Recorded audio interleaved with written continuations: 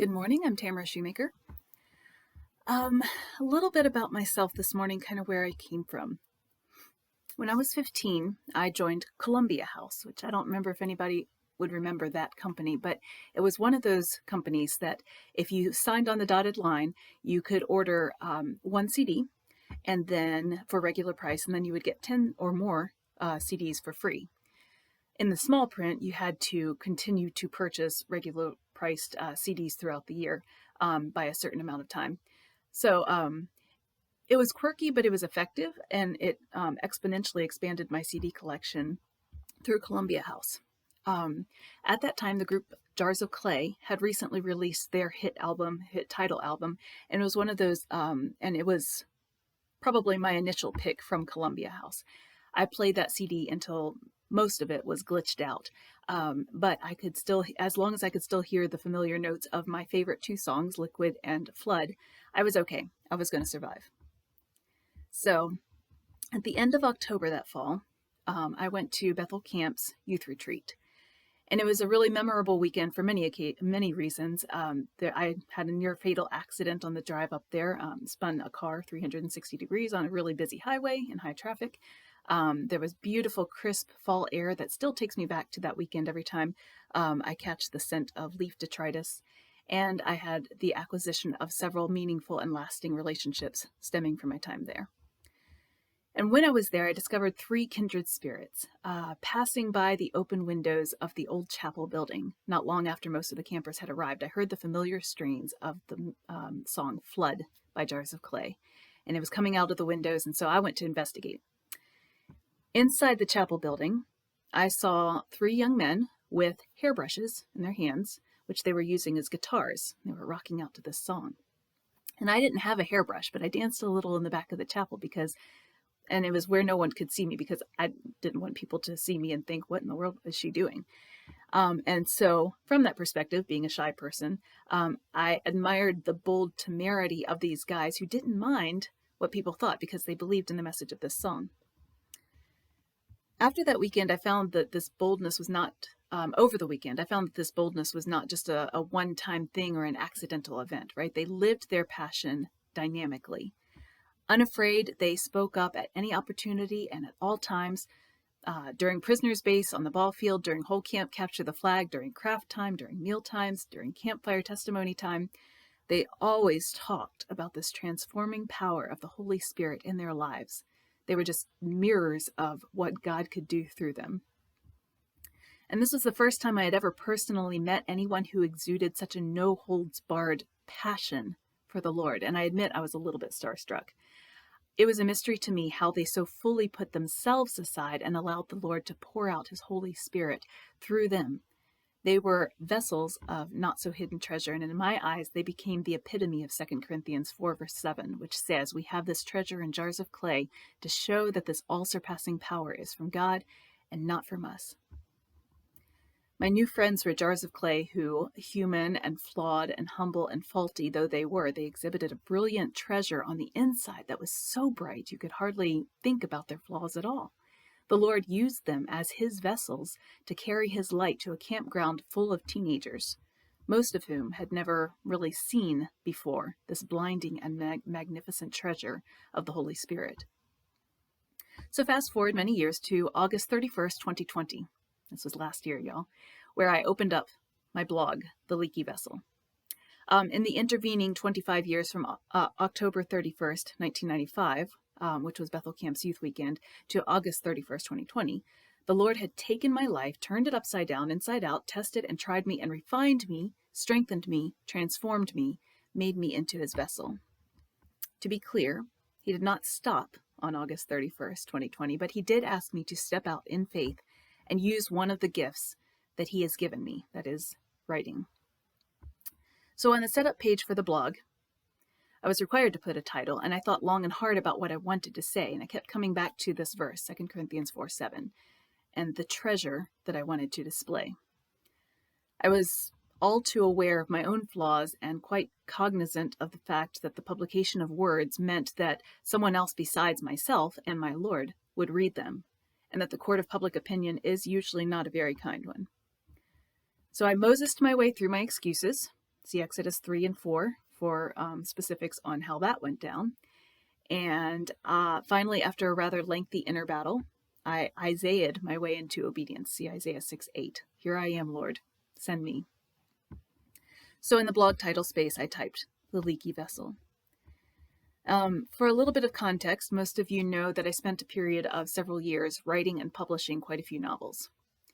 I enjoyed the experience, and I knew that I had a gift for creating story, and I was thrilled to be walking down that path that my life had taken. It was hard work, but it was really fun, and I met a lot of fascinating people. I had a lot of amazing experiences, trip to New York, a couple of them, working with some really gifted fellow authors. And then one day, my little world kind of caved in.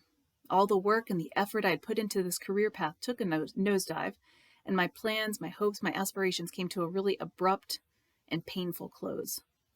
I had intense burnout coupled with the threat of a lawsuit, and my co-author, one of my co-authors who had been working with me for several years on this project that we were doing together, pulled out, and just because of life circumstances for that person. And in that 24-hour time period, it all ended. I don't remember crying so hard ever. I excused myself to my poor kids, who probably were truly frightened, and I shut myself in my room to sort of grapple with things that were just too big for me. My clay vessel had shattered, and pieces of me lay everywhere. I tried a few times to regenerate life into this career that I'd built for, myself, but every attempt that I tried, it was like a flame on a candle that was just too low and too short. It guttered and it went out. So for a long time, I couldn't see where the Lord was taking me. You gave me this gift, Lord, I cried into the darkness, and then you took away my ability to use it. And quietly, I heard him say, did I? Slowly, and I've got to admit tenderly, with the utmost care, like a person trying to coax a frightened, wounded animal from a dangerous spot, he led me back to writing. But he led me along a different path from any that I'd ever imagined. I began again, but this time it was different. This time I was writing from the treasure inside me. Like those young men at camp so long ago, I stopped thinking about the outer scarred fragments of who I was, and I began to realize that the treasure I carried around amid my warps and my imperfections was the true beauty that I wanted others to have too. There's a short story in 2 Kings 4, 1-7 about a new widow who has to pay her taxes but doesn't have enough money. The tax collector plans to take her sons as his slaves if she can't come up with the amount of money she owes, so in desperation she seeks out Elisha, who is the prophet of God. And Elisha asks her, "What do you have in your house?" "Nothing at all but a little oil," she says. So this poor woman is destitute. Nearly all she has been stripped from her, her husband, everything. She's got her sons, but they're going to be taken too if she doesn't get help. Her life is imploding before her eyes. There's nothing left to her, nothing but a little oil. And Elisha gives her some instructions. He says, go and ask all your neighbors for all their empty jars of clay, all of them. Don't just ask for one or two. Then when you have all of their empty vessels, after they bring you all their empty vessels, pour the oil you have into each one of them. She has to have been confused, right? That doesn't make sense. She's only got a little oil, barely enough to fill her own jar of clay, her own little pitiful jar. And he's asking her to fill a whole bunch of jars? She's asked the Lord for help, and he, through his servant Elisha, sends her on a tangent, off on some meaningless quest that is nowhere near to fulfilling her needs. She does it anyway. Her neighbors bring her empty jar of clay after empty jar of clay until her house is full of empty vessels. And then she tips her jar and she pours the oil. The liquid floods that empty vessel until it's full, and there's still oil left over. She fills the next vessel, and the next, and the next, and the next. She fills every single vessel that packs her house until each one is full to the brim, and she sells the oil to save her sons from slavery and lives on the wealth left over. Her own leaky vessel resulted in not only the flooding of a multitude of other jars of clay, but in the salvation of her own family. There is so much in this. When our vessels are emptiest, The Holy Spirit flows without ceasing through all the leaks and the cracks and the warps and the imperfections. 2 Corinthians 12, 9 to 11, I believe, says, "But he said to me, my grace is sufficient for you, for my power is made perfect in weakness. Therefore I will boast all the more gladly about my weakness, so that Christ's power may rest on me. That is why, for Christ's sake, I delight in weaknesses, in insults, in hardships, in persecutions, in difficulties. For when I am weak, then I am strong." Can we really, truly say that from our heart? I delight in those things. For when I am weak, then I am strong. A friend of mine recently began to hone her skills with pottery, and I asked her if she would make a leaky vessel for me to keep on my shelf and remind me every day of what I am. And she obliged. She was very nice about it. And I've put a picture of that on my blog. I also have it right back here on the shelf. And that's just to remind me every day of what a leaky vessel I am, that through my cracks and my imperfections, the Holy Spirit flows through me and pours into other people. You know, we are each jars of clay.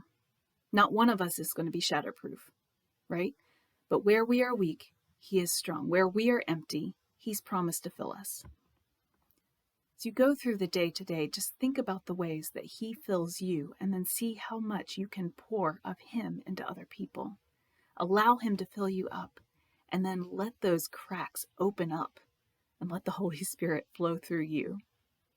Hope you have a blessed day.